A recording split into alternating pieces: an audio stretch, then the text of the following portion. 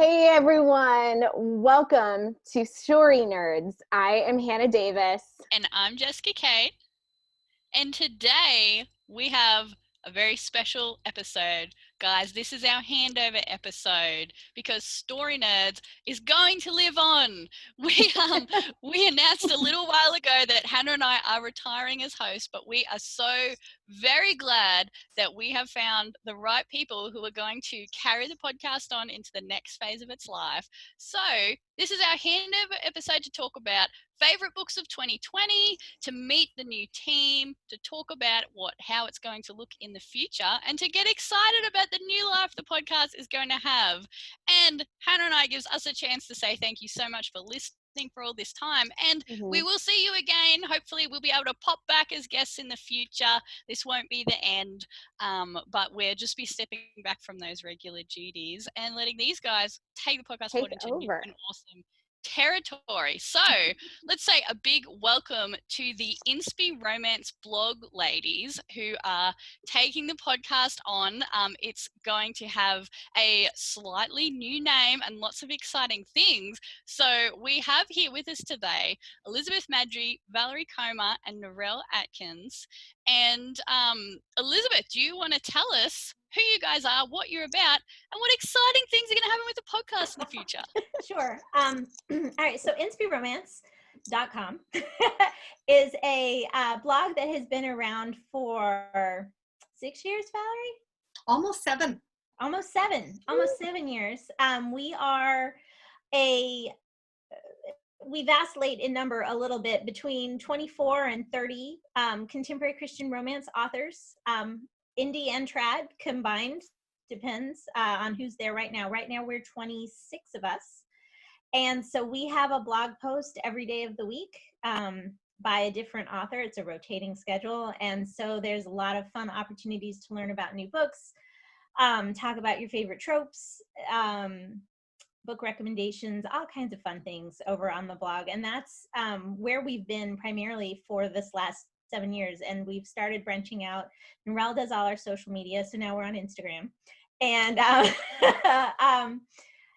that's what we are. That's what we do. And this is just a fun new way to interact with readers. That's our big focus on the blog, is readers. You're not going to get writing tips or plot discussions necessary. None of that. We're not for writers. I mean, writers are welcome, but put your reader hat on, because that's why we're there, is we want to talk books. That's what we want. So this is a natural, feels like, offshoot for the podcast. And we will, because we're all romance all the time on the blog. We're going to be all romance all the time on the podcast too, because that's what we love. Yeah. We love contemporary romance, and that is just what we want to talk about all the time. So that's what we're going to be doing.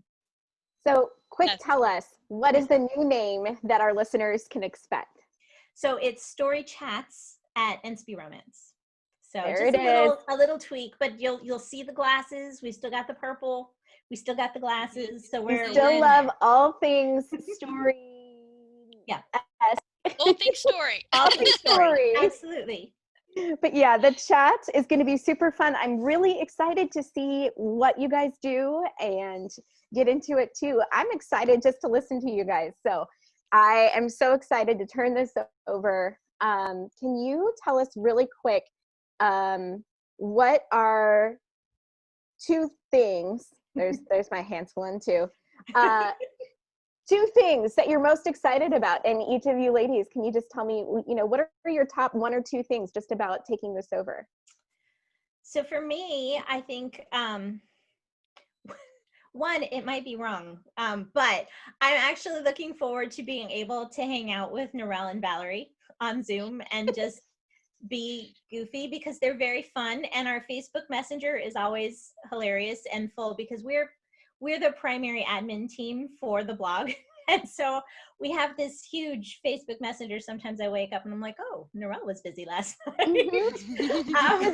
I feel like Jess and I are the same way. Like we've had so much fun together. So selfishly, it's so much fun to get together with the other ladies.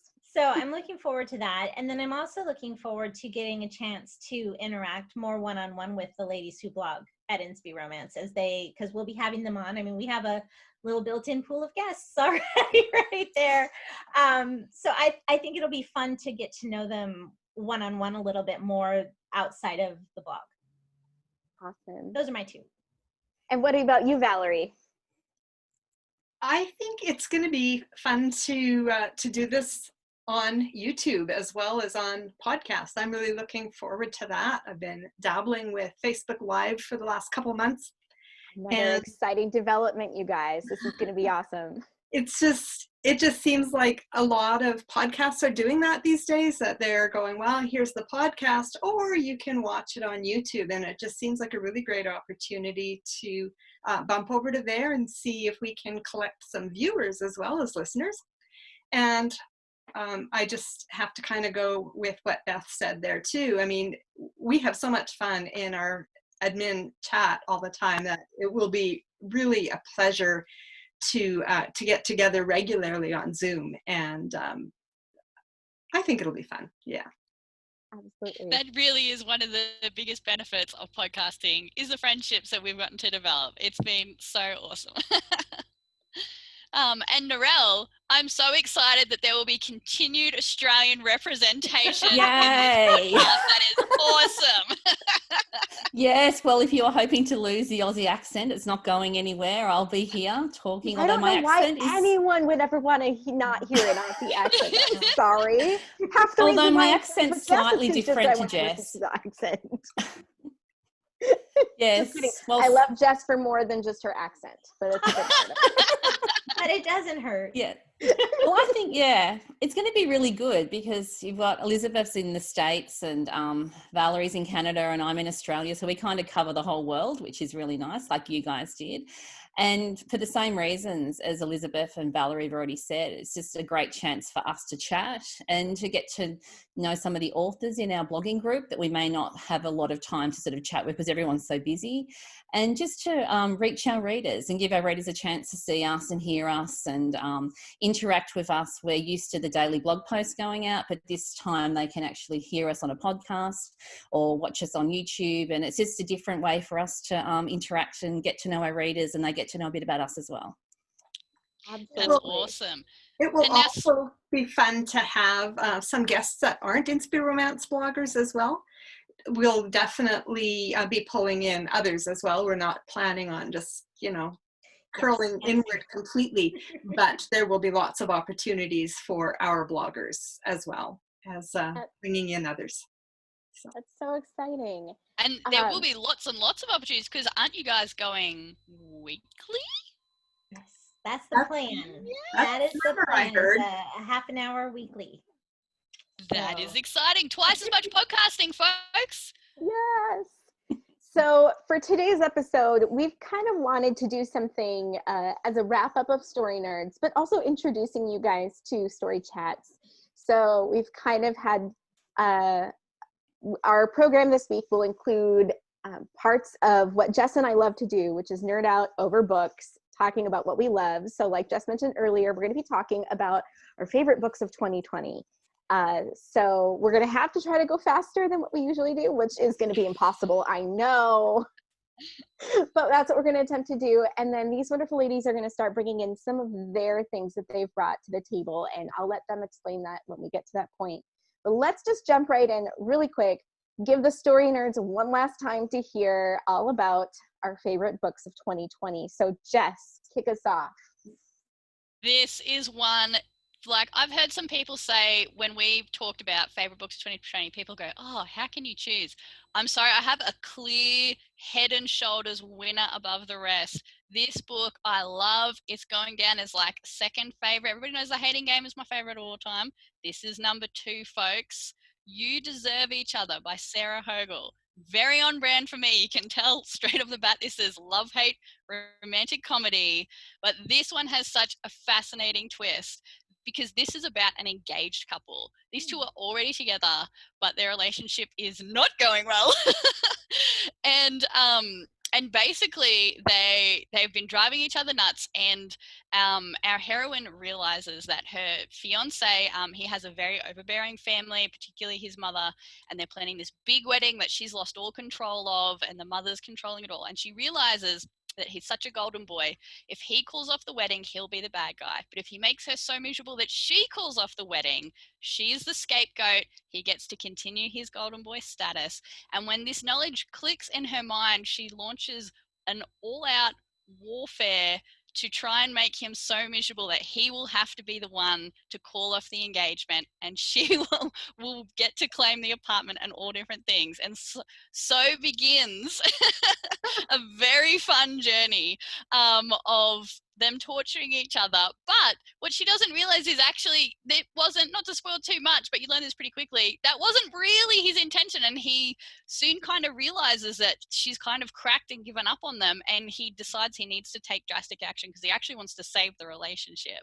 And so this book has, I mean, it's not, we're going into InspyRomance territory. This one, disclaimer, not Inspy.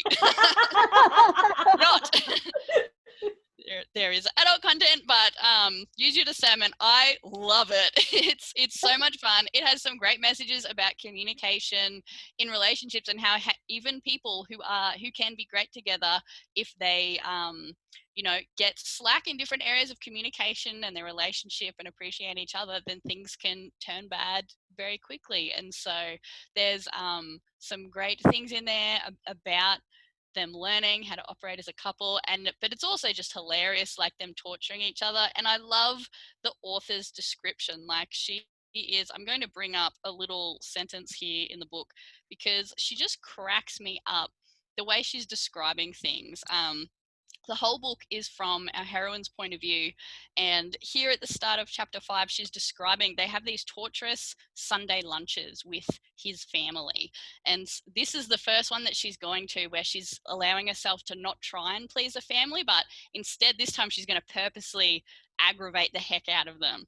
And so it opens with, their lair smells like a post-apocalyptic Bath and Body Works that has been stagnating in dust for 10 years with base notes of Aquanet. Just with description like that, how can you not just laugh your way through the entire book? It's amazing, and I love it. 5 stars, 10 stars, all the stars go to You Deserve Each Other by Sarah Hogle. Yes. Oh, that sounds so good. So who are we going next? I want to hear from Narelle. Oh no, she was going last because she has to decide which one still she wants to pick. Valerie. We have a long history also of people saying, pick me last because I'm still deciding. They have like a stack of books next to their computer and they need like the pressure of the last minute to go, all right, this one. Yeah, one of the authors that I find is a good go-to for me that I don't think she's ever let me down is Melanie D. Snitker. And so basically what I really had to do now, I'm like, best book I've read in 2020. Which ones of Melanie's have I read this year? And so I finished this one recently. It's called Don't Kiss Me Goodbye. And I don't know how clearly There you that. go. Right there. I can see that.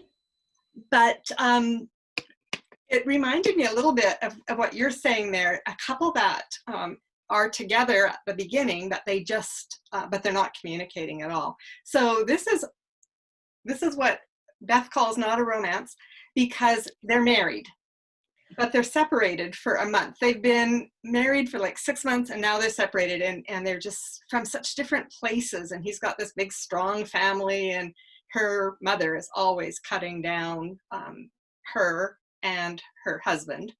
And they've just like, he's like, well, we just need to take a break.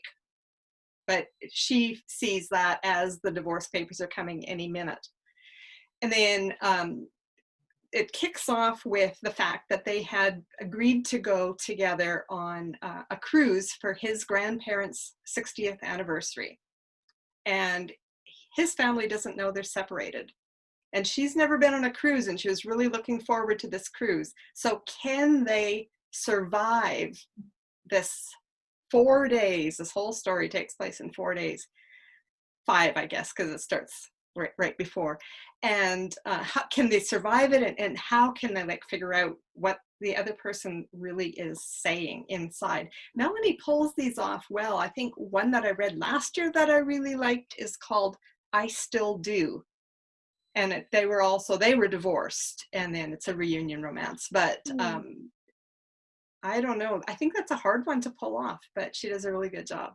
So I There's love something that so our fun top, about that. I love that our first two books that we've talked about are sort of like, it's not the romance leading up to whatever it is. It's the romance after. I think that that's so forgotten sometimes. And I've read a few like that, but there's still some of my favorites I go back to because it reminds you that marriage is hard and relationships are hard. And there's so much more to what you're saying and thinking and how that goes together hand in hand with what a relationship really is.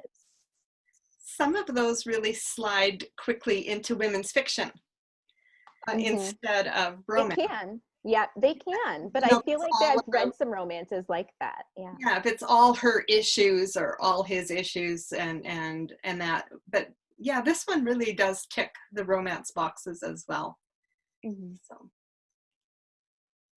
Beautiful. Hannah, tell us about yours.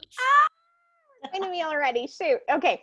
Technically, I have to say I have two, but you'll understand why. Okay. We have another long history of jamming extra ones in. It's not like we've done this a million times before. Jess, I want you to turn around really quick and display that yellow thing behind you. Dun, da, da, da.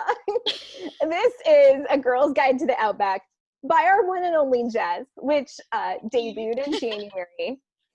And this is the reason why I got to pick two, because I know we've talked about this before, and it is probably very biased of me to say this, but it is so good.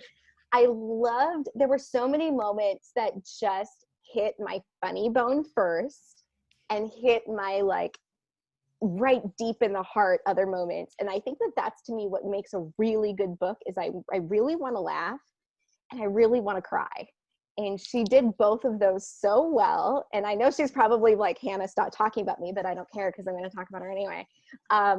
Favorite moments in that book include something, do I want to give it away? No, not really. It involves coloring things called chooks.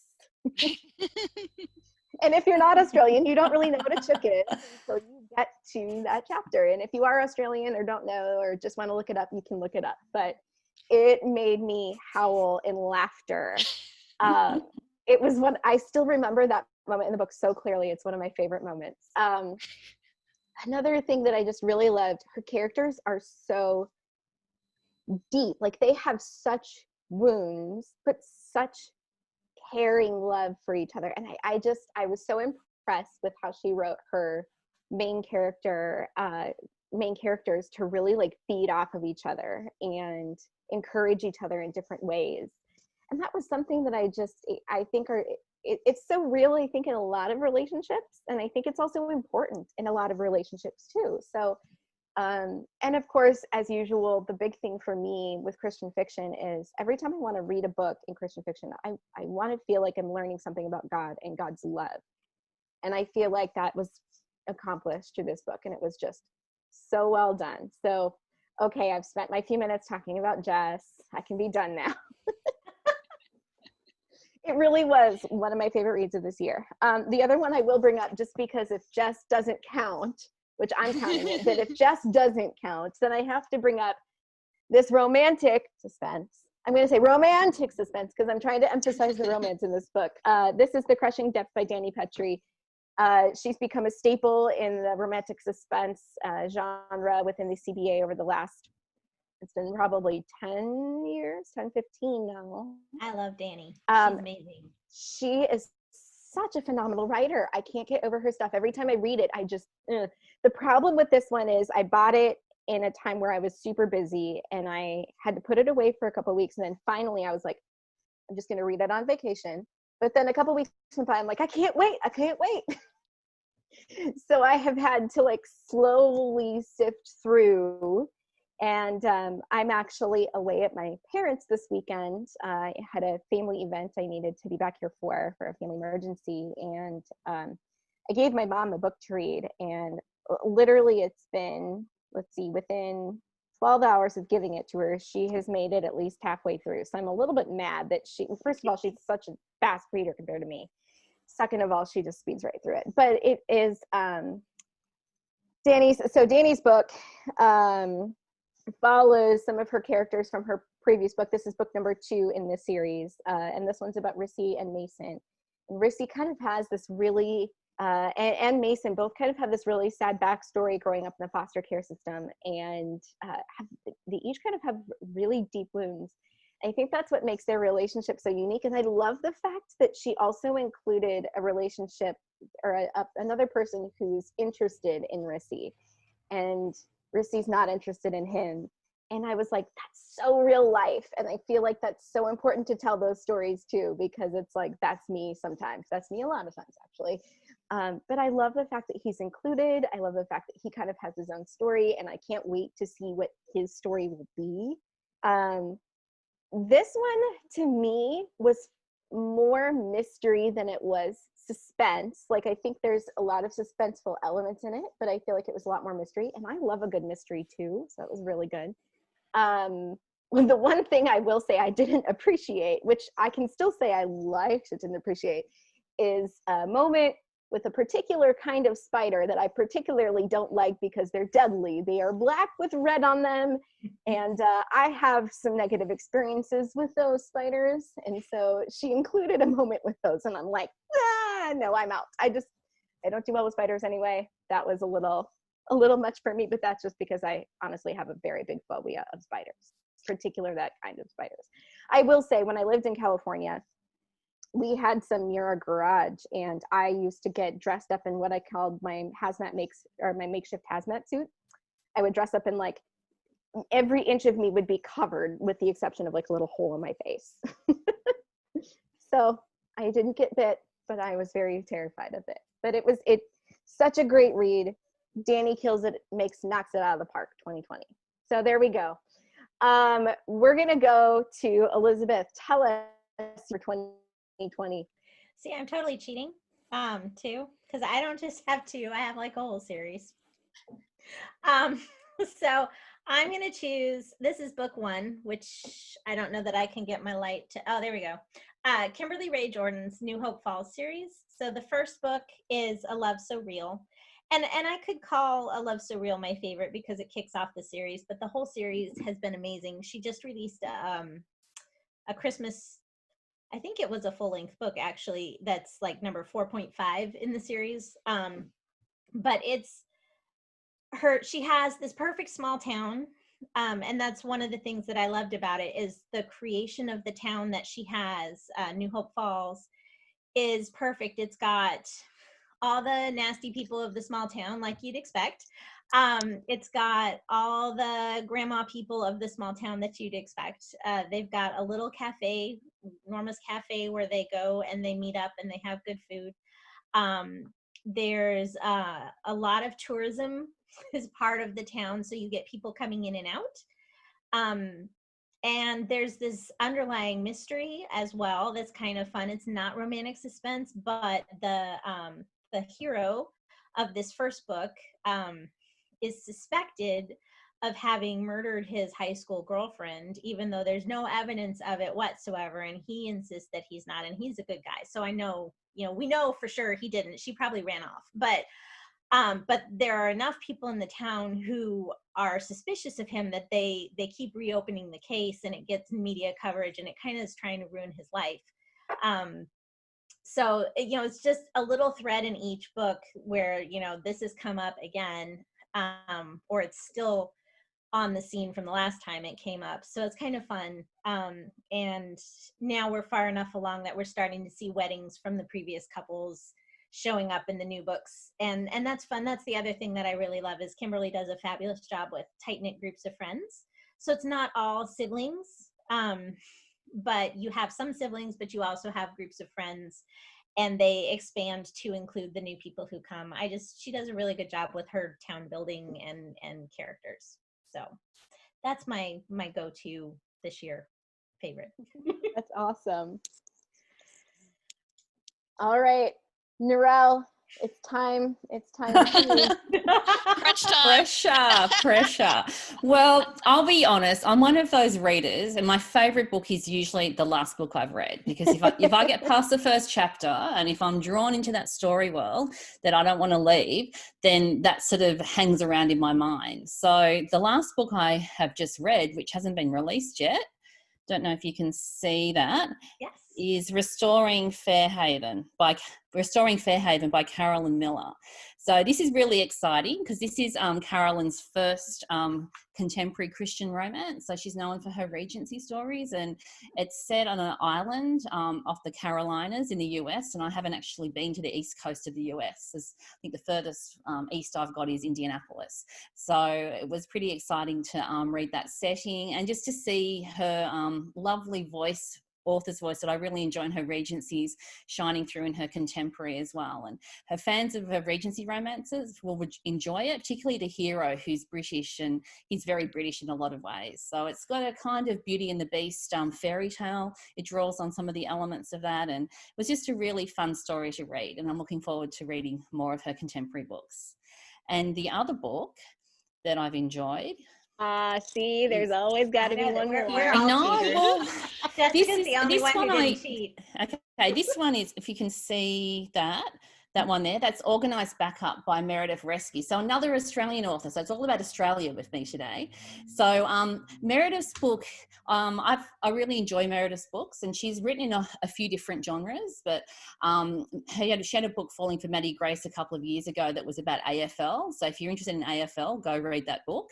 But this one is really interesting, and it actually touches on the issue of sexual harassment in the workplace, which is something that a lot of romances don't necessarily go near, or if they do touch on it, they don't necessarily touch on it well. And I think that's the history of romance with what happens in the office has a lot to do with that as well. So she takes a really serious issue and has a really hunky Aussie cop who basically ends up protecting the heroine. And there's a lot of funny moments that happen in this book because her mother's a meddler, Luella Lingley, and she's a historical romance author that basically interferes in all her children's lives.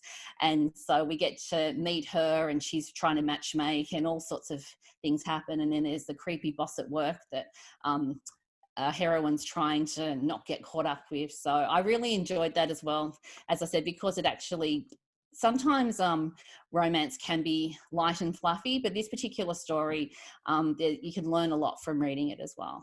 In that sense. So I've limited it to 2. I think I've done very well. That's pretty good for limiting it to 2. Do I get to go up to 2? It's our last episode. Let's just go for broke. It's fine. I think I kind of already did by mentioning a second book of Melanie's. Oh, that's awesome. And to quickly clarify for our non-Australian listeners too, AFL, Narelle, would you like to explain what AFL is to our Thank you. AFL is it's one of our football codes. So you've got gridiron over in the States. We have AFL, which my father will very irreverently call aerial ping pong because he's from Sydney. And there's a Sydney-Melbourne divide. Yes, there's the Southerners. I am not an AFL follower. NRL all the way. Yeah, so NRL is rugby league, and there's also rugby union, which you may have heard of as well. So with British roots, a lot of our sport has British roots. If you've been a listener at all in the past handful of, I think the last, 2 years, 3 years you've been doing this, for sure, this has been brought up. Yeah, so AFL, I think out of all the codes we have here, AFL as a spectator is actually a really fun sport to watch because there's lots of kicking and running and stuff like that happening. So it's very big in Victoria, South Australia, Western Australia.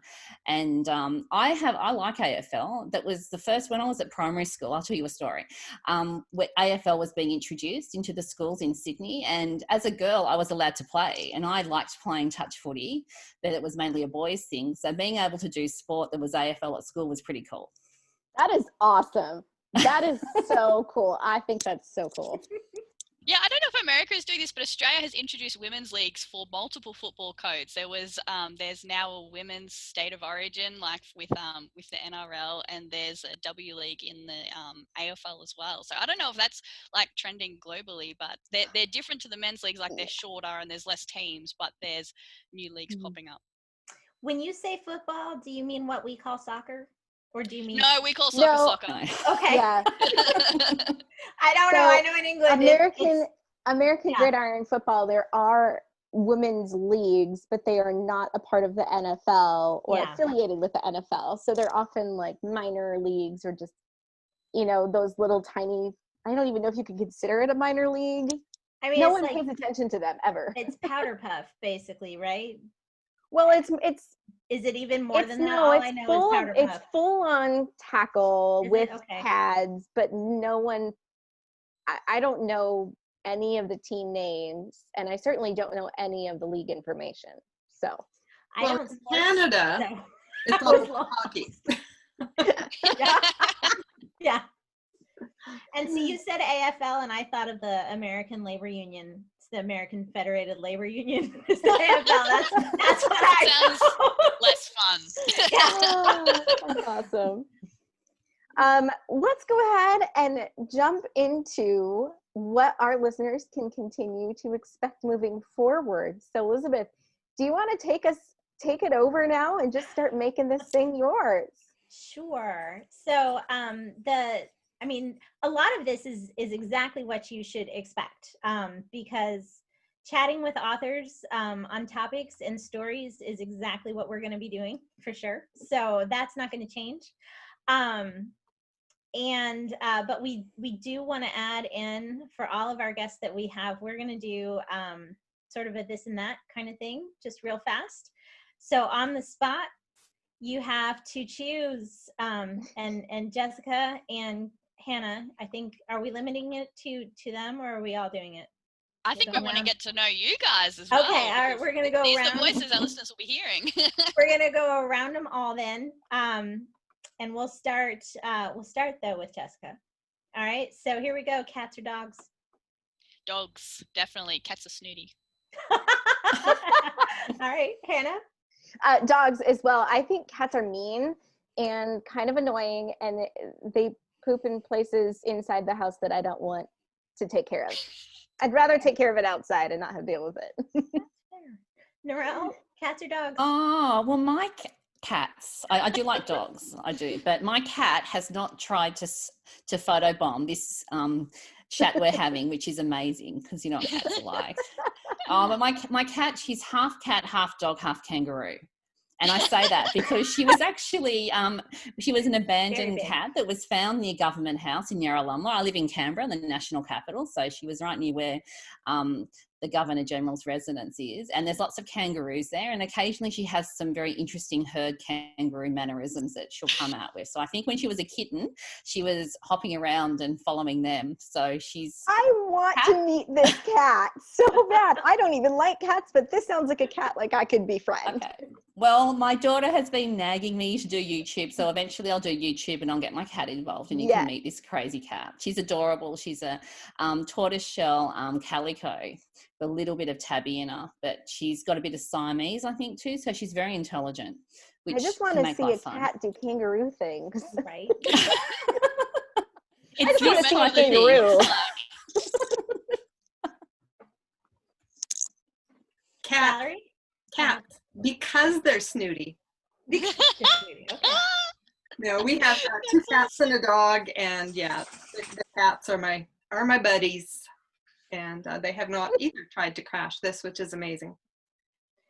Well, Elizabeth, how about you? I'm dog. I'm trying to grab him. He's being shy. He's in here. Hold on.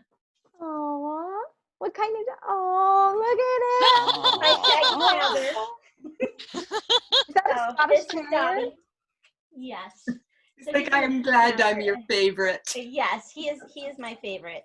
I do love cats, but everybody else in my family is allergic to them. So I'm quite happy with my baby. He's my look at him. He's my What's his snuggle name? bud. This is Dobby. We're big Harry Potter fans. So he's Dobby.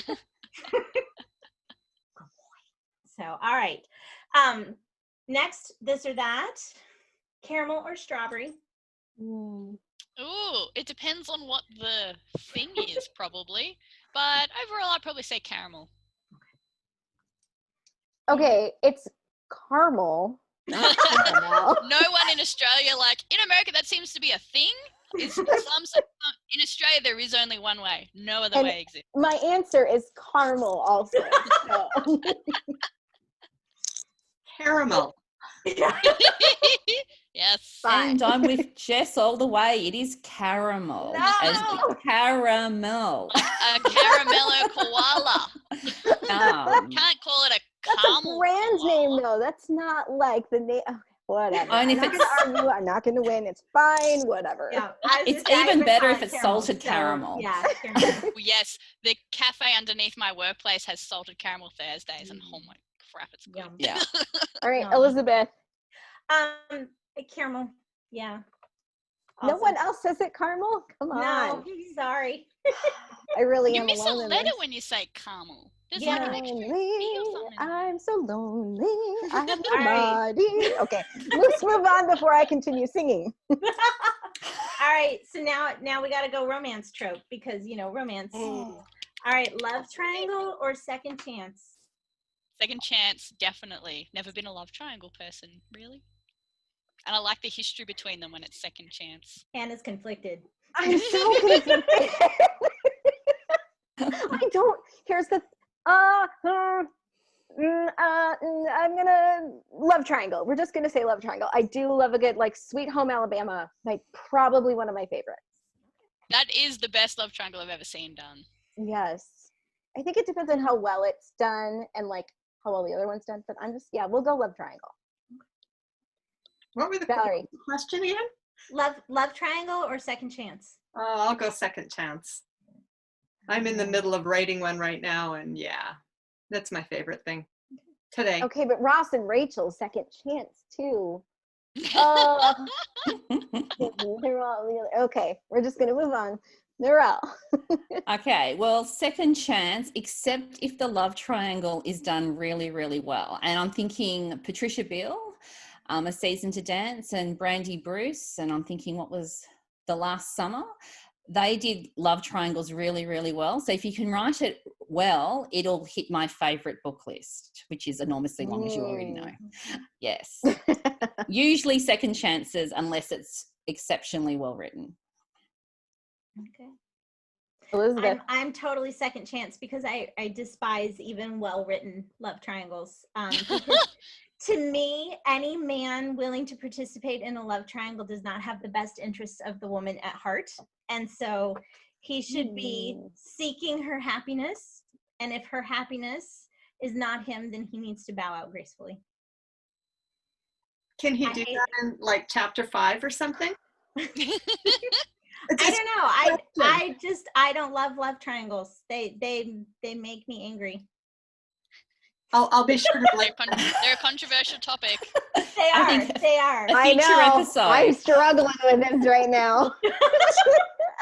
They are hard. I am having a hard time with that. I'm to have such strong feelings against a love triangle. But think Jacob and Edward, right? Jacob didn't care about Bella. He didn't care. He just wanted her because she was the shiny toy. And she was so in love with Bella. That's not even close to a good example, though. If you're going to argue against a good love triangle, then let's talk about Sweet Home Alabama here. See, I hate that movie. That is the only Reese Witherspoon movie that I do not like. Really? I think it's the greatest rom-com ever made. I love Sweet Home Alabama. I'm just, I'm not I love Reese Witherspoon. I can quote almost all of her movies. I've seen that one twice because I had to give it a second try, but I couldn't. I just don't. I'm sorry, Reese, you messed that one up. That one was a bad choice. Not a fan. There's your unpopular opinion of 2020. Right? Yeah, everyone. I'm probably gonna be the queen of unpopular opinions on this podcast. Look, we need one. We need one in the podcast. We need some drama. And yeah, that was the grenade in the room. that's me. Sorry. I did here's a love triangle I liked While You Were Sleeping. because he was in a coma most of the time and didn't even know it. So, Hannah's like, never talk to her again. Big X over that name. Just that's okay. I Hannah appreciate the loves fact that I love it. I appreciate the fact that you love it. I'm just still like trying to wrap my head around the idea that you don't like a good love triangle, and that's just, I'm not computing, so we're gonna have to move on. Okay. All I right. don't like the trope that much either, but it's usually because either one of the guys is a tool, or if, like in Sweet Home Alabama, he's a good guy. Yeah. Sweet Home Alabama was good because you felt like Patrick Dempsey would be okay at the end. You felt sorry Either for him. one would have been so good. Yeah. But usually, like if they're both good guys, like in Sweet Home Alabama, you're often too sad for one of them. Like it's a bit too bittersweet for me. And just so often, I see it so rarely where it is like Sweet Home Alabama and they're both good. Usually, I think one of them's an idiot, and then that frustrates me and it makes me like the heroine less because like why is she torn? Why does she like him? Right. Why are you even However, I have to interested in say, Taylor? Yeah. one of my favorite book series is the Stephanie Plum series with Janet Ivanovic. And the reason why it's been able to last 27 books is because of Ranger and Morelli. And I've even swapped sides. I started out so stringently Team Morelli, and somewhere around book like 20, I changed alliances to Ranger. And now I love Ranger so much. Oh my goodness.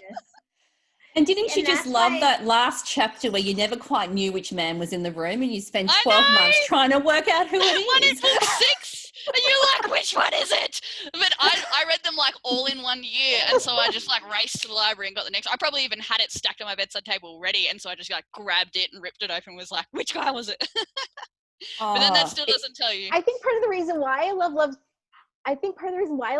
triangles so much too is that they're so fun to talk about. Like, I mean, you mentioned Bella and the Twilight. We're just not. I'm not even going to mention Twilight. That is because what I don't think of when consider people those say love books, 'cause triangle. I just don't like them. But I, if you're even thinking about the Hunger Games series, it's like Ooh, either true. one would have been so great. I was you were torn on which one. There was such strong I was opposition team for Peter. either one, I was and they hard both all were the great time. guys. It was Team No, PETA from no. day one. Because I that's have to the say- guy's a doofus. When I saw the movie first, I was not on board with Peter, but when I read the book, then I was like, oh, the movie was a little different to the book. When you read the book version, then it was like Peter All the way. Yeah. Well, you that- know, there is a logical reason for why Elizabeth doesn't like love triangles. I learned this years ago from a really quite a well-known Australian romance author who was teaching a class. And what happens when you read a book, a romance, is that the reader, the female reader, will bond with the first eligible male to hit the page, right? And that's Probably how you're very conditioned to true. read a romance. So when you have two eligible males hit the page, the reader gets confused, angry, whatever, if it's not obvious, like in While You Were Sleeping, as to who actually should be the right guy. So there's actually a reason behind that, and that's true. why I think it's so hard to pull off. Yeah. And Sweet Home Alabama, you see Jake first. And that's why I heard a lot of interviews about the recent adaptation of Little Women, because there was such an angry, people have been cheering for Joe and Laurie for so long and didn't really love the professor and stuff with the book. And so when Greta Gerwig went to write the adaptation, that's why it skips through time and you see Joe and the professor together first, and then it goes back in time and you see Amy and Laurie together first, and then it goes back in time because that bonds you to those couples, and then you're happy to go back and see Joe and Laurie's friendship but still be satisfied that they didn't end up together. They actually found their real soulmates, which were other people. That's why. And that I can appreciate that argument. That could be. I think that there is something substantial to that argument there. I mean, I honestly, when I watched Friends, I started in high school when Joey and Rachel were a thing. And so for a long time, I was just pro Joey. And then you watch it from the beginning, you're like, okay, Ross. It's literally but the then Ross had first his own scene. issues. But. It is Ross. Like Ross says, I wish I was married, and Rachel runs in a wedding dress. Yep. Okay. All right. So I can agree with that. Last one. Let's do. I forgot about the game. That's okay. Billionaires or cowboys? Ooh. I've never read a huge amount of either because neither I don't even know what you call it, character type, archetype, I don't know, has ever super appealed to me. But I would probably pick cowboys, I guess. Mary Keneally's got some good cowboy stuff. She has some funny ones. So I'll go with cowboys for her sake. Unless the billionaire is Tony Stark, then. Right, yeah. Tony Stark portrayed by Robert Downey Jr. Yes. I mean, Oh yeah. Yeah. Only the Robert Downey Jr. version of Tony Stark. That's something they can never remake. Never. Yeah. I don't know.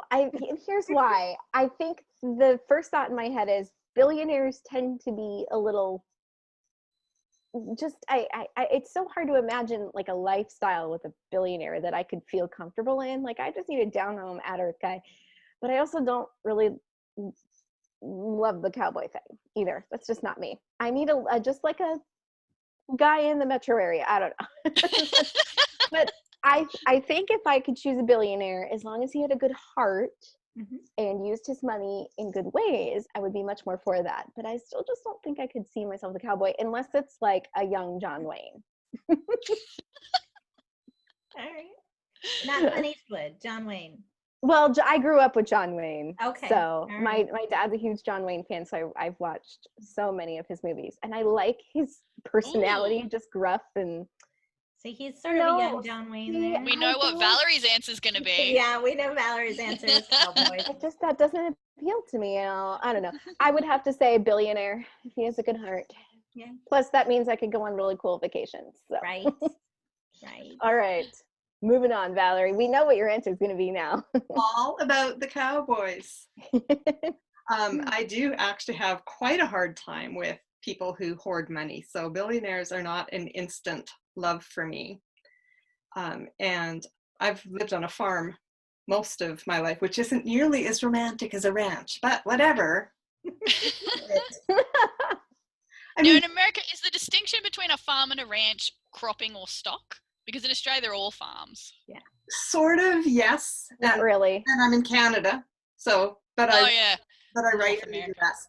I think with the ranch, you have more cows. With the farm, you may have a variety of animals.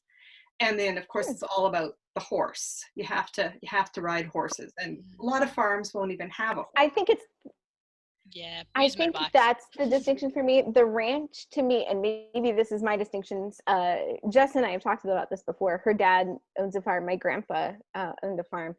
But my grandpa was a dairy farmer, so he had tons of cows. But I think if I would consider a ranch, it would be lots of land with cows specifically being raised for beef. I don't even know if that's an accurate depiction. That's just what I culturally think of. That's my mental picture too. My grandfather had a farm also, but he raised fruits and almonds. He had almond trees. I mean, it was an almond farm. It was not. It was not a ranch. That's not a ranch. You didn't need cowboys for that. You needed day laborers. So the deal is that with a farmer, our mental picture is a guy in overalls and rubber boots and a straw hat, and he's chewing on a piece of straw.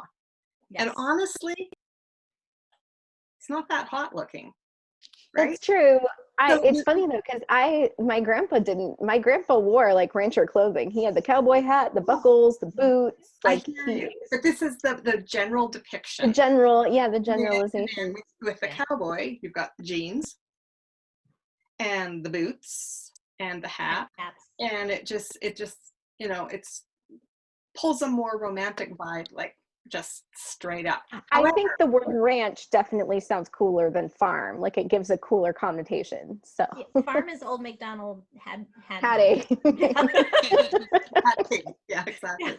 However, and I don't read a lot of billionaires, but if Elizabeth Maddrey writes them, then I like them. So yay! And if Elizabeth Maddrey writes cowboys, they're not cowboys. They're not. My one try at cowboys. To you, Beth. How is he not a cowboy? They're on a ranch, but they didn't have any animals. And it turned out that the hero for the first book that was supposed to be this cowboy series was a software engineer who came to the ranch. This is way down the other end of the spectrum. Holy cow! It's not even then ranch it turns adjacent. out that, right, yeah, no, the ranch has like a camp for youth in the summer. It's just, I mean, it's a great series, but it's not cowboys. It is a great series. I but can't it's do. not cowboys. I tried so hard. I rewrote that book like 4 times trying to make it cowboys, and finally I gave up. I'm like, it's not going to be cowboys, so I can't do cowboys. That was the end of that. Yeah, yeah. Now I want to hear Narelle's Elizabeth- opinion, because I also want to think Oh, about yeah, we got like Narelle's too. Yep, Narelle. Australian versus American cowboy sort of stereotypes. Well, we don't have cowboys, but we No, have that's why I cattlemen. wanted to raise, like, we don't really like have, you know, a jackaroo is the Yeah. closest thing. Yeah, so I mean, if you go back and look at the Mills and Boon romances, like from generations past, cattlemen in the outback was pretty much what you're looking at as your equivalent. When I think of cowboys, I think of Montana, Colorado, and Texas, because that's probably where a lot of like the love-inspired westerns are set. And I do think of cattle. I also think of smelly farms, only because my daughter cannot stand the smell of barnyard animals in any way, shape or form. So it just made it fun for some. Back to Narelle's topic, I do want to yes. say the Australian version of cowboy, like a good one to think of is the Drover. Hugh Jackman as the Drover in the movie Yes. Australia. I think I even Oh, referenced yeah. it like that. That was such a good movie. I think of The Man from Snowy River. Yes. I mean, Oh, I love that movie. That's my grandmother grew up making me watch that whenever she could. Yes. But that's like, if I think Australia cowboy, that's where my mind goes immediately. My dad and my uncles all grew up thinking they were the Man from Snowy River, basically. Really? My first series that I published with Harlequin with the Heart Song Presents line was set around the Snowy Mountains. So that's a movie that I'll always go back to. One of my favorites from when I was younger. Awesome. But anyway, back to cowboys. So if I had to choose between cowboys and billionaires, it's like when you read Regency romance and everyone's a duke. There can only be so many billionaires in the world. So for me, I find it really hard if I see a long series of billionaires for that to actually be plausible as well. I'm thinking if all these people are really rich, there must be a whole stack of people that are really poor somewhere as well. So I think I sort of harken back to what Valerie was talking about as well. So how many billionaires can there really be? So if I had a choice, I would probably choose cowboys, because the whole sort of genre and the whole sort of trope around cowboys is just more realistic. Like I can put my head into that and sort of really enjoy those types of books. Whereas billionaire books, millionaires I don't mind. Billionaires are probably maybe a step too far from reality for me. Although, mind you, I do enjoy royalty and princess stories as well, but not all the time.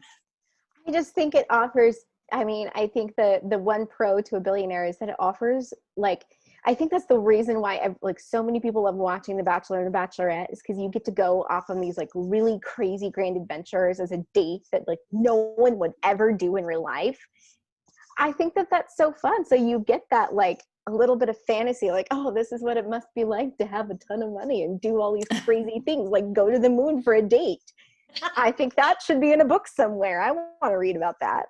That's why I don't like it, because I'm like, oh, if you took away all their money, like, would she still like him? I think the only way I could really get behind it is if in the book he like lost everything, at least for a while, or you didn't know he was the billionaire, or like I would have to know that she loved him without money. Who was the guy in Friends, and I'm going to forget his name, that Monica really dated? Talking about him the other day, because he's Jon Favreau and he created The Mandalorian, and me and all my workmates are obsessed with The Mandalorian. Yeah, I loved his character, because it's just like, I'm just going to go to Paris for a date with you. It just like was the coolest thing. He was fun. And he was a great guy. She just didn't have an interest in him. Because she got to know him as a normal guy at the diner before she realized he was rich. That's true. I think maybe that's the key. You gotta know before you go. So. All right, there's our answers. I feel like, yeah. Excellent. And I think that probably is enough. I'm team billionaire, by the way, but Yes. mostly Tell us why. because cowboys, see, to me, I have the same problem people have with billionaires. Like, I know there aren't that many billionaires in the world. There are also not that many cowboys in the world. Yes. Like, you don't need, Them like, if spiky you words. have millions of acres, you don't, there's not enough ranch land available for there to be this many cowboys, unless you've got a cowboy on 2 acres, in which case, fine. Not a cowboy. Not a cowboy. Yeah. I would venture to guess that there are more cowboys in the world than billionaires. Sure. Yes. But No, I get your point. There just I seems to, yeah. Yeah. But they're I not draw the all line young at cowboy and single. billionaires. I feel like that's really pushing it. But They don't all look like Scott Eastwood. but I just I don't know. I see you mentioned John Wayne as like a good thing, and I think of John Wayne and I'm like, he's slow and ponderous, and it's like, let's go. Let's just go. Just move on. Say what you need to say, and let's move on, partner. Tip your hat, and I don't have time for cowboys. They're slow and ponderous, and they have to go check the fence. And I'm like, great, I'm on my jet. Bye. Thank you. I'm okay with that. Yeah. That's Well, awesome. why don't you tell us how you really feel? And you tell me you like my books. Oh, Well, my. I do like Valerie's cowboys. That is, I will say, hers are the ones that I do enjoy. I've tried a couple others, and they're not my thing. So, but Valerie's are good. You. So I think we Oh. probably hit enough of our this and that. Do you think? It revealed some very Yeah. interesting things. It It was did. great trope discussion. Oh, Right. so good. Yeah. Well, I think, did we have anything else planned for this episode? I don't think so. I think that was I think we everything. just need No? to know All where right. people can find story chats in the future. Where's the social Yes. media gonna live? How do people get on board with this with you guys? So basically all the same places it's been before. We just sort of Jessica sent us all the passwords and we snuck in and changed them. So Yep. so we're So not. if you're we're not already moving. following us, don't worry, you don't need to follow them. You No. already are. Yep, You we have should the same be, thing. yeah, it should be where you already are. We are on YouTube, which is, I believe it's Story Chats there. Story Chats at InspyRomance. It would have been really smart of me to like write all these things down and I could have read it to you. So what I'll probably do is when I'm going through and making this a final version, I'll like make a little meme or something and stick it up here with all the addresses for you to find them. But we're going to be using Podbean, so still I think it's still StoryNerds.podbean.com. We haven't changed that. It might be changing to Story Chats because I believe I can change it. I just need to evaluate the repercussions there. We're still on Facebook. You can also, if you go to InspyRomance.com, there's a podcast link on the menu bar, so you can find us there. And so anywhere you want to listen to a podcast, or if you want to watch us on YouTube, and that's where we are. And look for a graphic that has more explicit We'll see it. instructions than my random rambling here. Yay. Yeah. Well, before we go, I just want to take a minute, and I don't know if Jess wants to do the same, but I just wanted to say thank you to our listeners over the last 3 years since Jess convinced me to do this. I was quite reluctant at first, and I just thought, oh yeah, it'll be kind of fun, and I think it's turned into something that I had a really hard time letting go. Jess and I had a conversation at the beginning of this year, kind of towards the beginning of the pandemic, and just realizing that, she had a lot on her plate, and I knew I had a lot on my plate, but I was just like, I know I'm not ready to let it go. And I cried, like literally, Jess will tell you, I cried when we had that conversation, just like, I'm not ready yet. And it's been such a joy for so many different reasons. I've loved getting to hear from our listeners. It's fun because I will get a random note on Facebook, or I'll hear from somebody separately who just said, I love listening to you girls. You're so fun. I think that was what I got the most. You're so fun. You're so cool. I'm like, I guess I am fun. Cool. I guess I'll take it. But it's been fun hearing from the listeners. It's been really fun getting to know other authors too. That's probably, like we talked about at the beginning, it's one of my favorite things about doing this podcast is just getting to talk to people who you never would have met otherwise. And so getting to talk to people,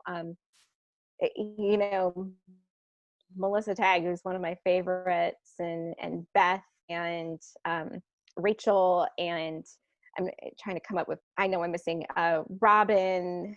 The names are endless. We've talked to a good handful of authors, and it's just been really cool. Bethany, of course, and Melissa, and there's an endless amount of names, and I'm totally sorry because I'm not going to remember them all, but each one has just been so much fun, and I've truly loved it, and I'm sad to give this baby up.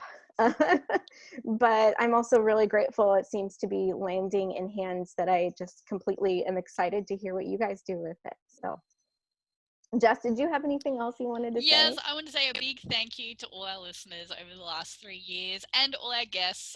Definitely my favorite thing about the podcast, and there's been so much of it to enjoy, but the best thing has been the friendships that it's allowed us to develop.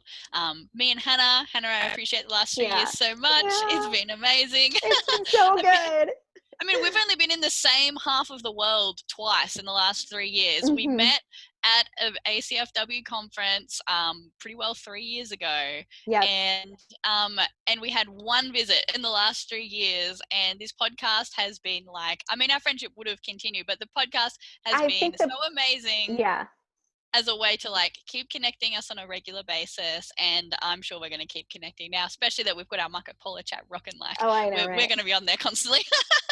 I feel like it's so true. We would have been friends anyway, but this podcast really helped. I think that it's fun because if you go back and listen, I think it's evident to know that we were friends right off the bat, but I couldn't imagine being as close of friends to you without the podcast. And so it's just incredible to know that the entirety of our friendship, we've only seen each other twice. And it's really fun to see how that's grown. So thanks, Jess. It's been amazing, and the friendships it's let us develop with our guests as well. We've had so many amazing guests and people that we never could have dreamed of being friends with and getting to interview and stuff. It's been so much fun. Just getting to know so many different people in the book world, and that's such a special thing about the podcast. So I look forward to continuing all those friendships, hearing new ones continue and start in the future on the podcast. Everyone continuing to nerd out about fiction together, and we'll be back. We'll be popping back in. We'll be around the community, and looking forward to the future. And so want to say a big thank you to you guys. I'm so glad, as Hannah and I talked about the future and, what we really sort of started to realize we were going to need to do. It was so sad to think that, the last 3 years, that if no one picked it up and continued it, then it would just kind of fade off and that would be the end of it. And I'm so glad that the fun is going to continue. The listeners will get to keep connecting with authors. They will get to keep hearing an awesome friendship playing out in the podcast with them. I think that's one of my favorite things about podcasts that I listen to as well. Sometimes I'm only half interested in the topic they're talking about, but I just like the hosts and their evident friendship, and I'm so glad that vibe's going to continue with you guys. So thank you for taking it on and keeping the spirit of nerding out and chatting about stories, keeping that going. Yeah, you three are going to have so much fun, and I can't wait to see what you guys come up with, and I'm excited. It's been great meeting the two of you, and we're really honored to be able to take this on, and thank you so much. Absolutely.